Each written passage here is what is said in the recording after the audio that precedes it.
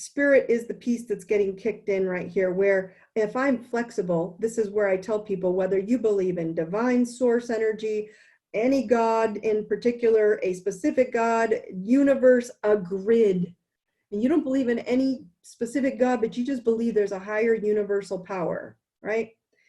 This is testing to see how much faith you actually have in spirit, source energy. And why is it? Because you are source energy. You are connected to the universe. You are universal energy.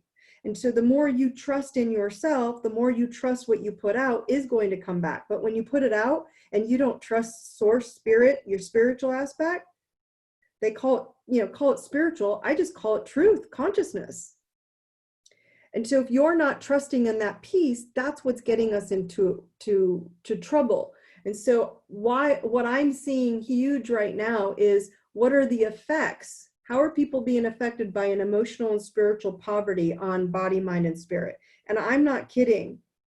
I have probably been talking about this, I don't know, for the last 5 years, that we have the biggest emotional and spiritual poverty I've ever seen. And I'm not talking, are you religious or spiritual in any sense of the way that's saying you're doing it wrong. I'm not. What I'm trying to say is we don't trust. We don't trust that source energy is within us. And so this is sometimes the way I teach it,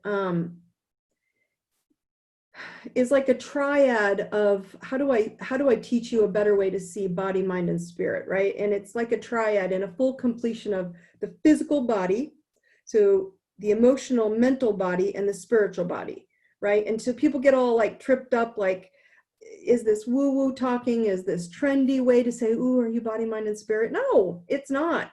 Actually, people, if you thought about it from a better perspective, it's purpose, power, and presence, which is all over my website, and that's hard to see. So let's simplify this, where we're in this weakness, and I call it lack, poverty mentality, right?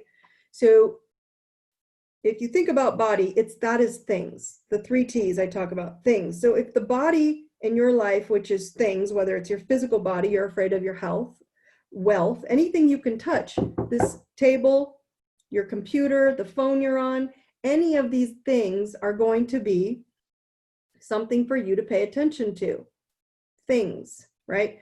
Thoughts and truth. And so when you look at the body, we're here to learn how to lighten up our physical bodies or the physical worlds with the things that we have in them. Do you think the universe is forcing people to let go of a lot of shit right now? Totally. Whether it's cleansing their home, cleansing their life, cleansing their body, cleansing their health, cleansing their physical world, physically in any way. Then when you look at your mind, we have to look at the thoughts. Are your thoughts light? And are you lighting up your thoughts and the emotions, truly seeing what you believe and how it affects your life? And then when we look at spirit, is it truth consciousness? So what is your truth? What are your talents? What do you believe in yourself? Because if you're living in truth consciousness, it's a whole different ballgame. And you're all talented at something different. We've talked about this.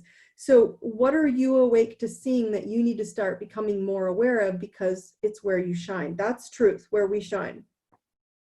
So the simple answer to truth is and there's no surprise that I call this your truth tribe, right? Is that if you were to have a conversation with whatever it is for you, God, universe, a divine being, right?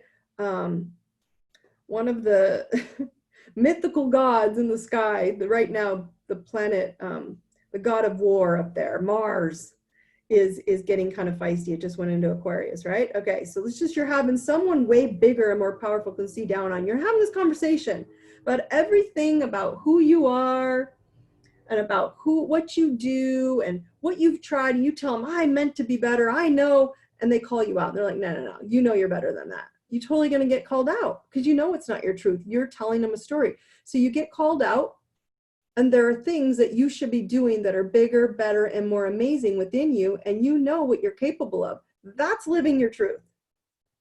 When you're holding back and you don't want to tell people you're holding back and they don't know you're holding back, that's not living consciously awake in your truth, because no one can call you out on it but you.